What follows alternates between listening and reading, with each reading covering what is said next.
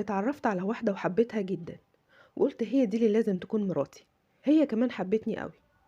اتفقت معاها ان انا هروح انا وامي واختي علشان خاطر نقرا الفاتحة. قالت لي لا، تعالوا الاول كده نتعرف على بعض وتتعرف على اهلي وبعد كده نحدد ميعاد تاني علشان نقرا الفاتحة.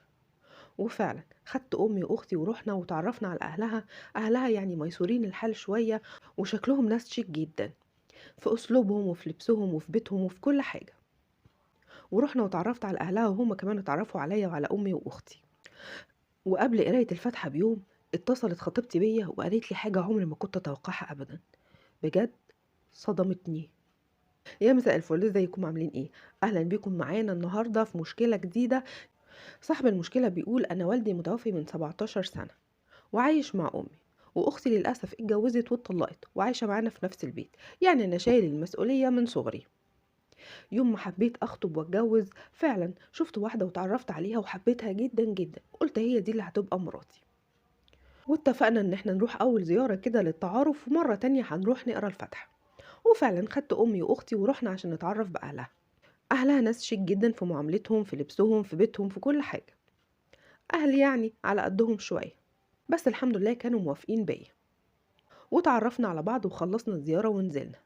واتفقنا على اليوم علشان خاطر نروح نقرا الفاتحة. وقبل قراية الفاتحة بيوم لقيت خطيبتي بتتصل بيا، قالت لي حاجة غريبة جدا.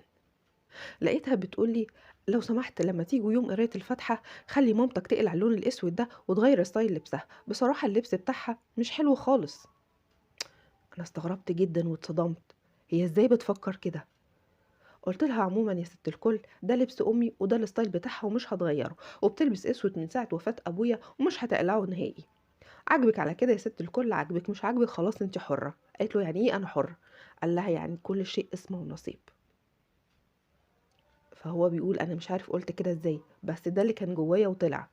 رحت قافل معاها التليفون واتصلت على ابوها وقلت له يا حاج كل شيء اسمه ونصيب، انا عندي ظروف والظروف دي هتطول شويه، ولو جه عريس لبنتك الف الف مبروك. الراجل طبعا استغرب، بس انا ما اديتوش فرصه ان هو يتكلم تاني وقفلت السكه.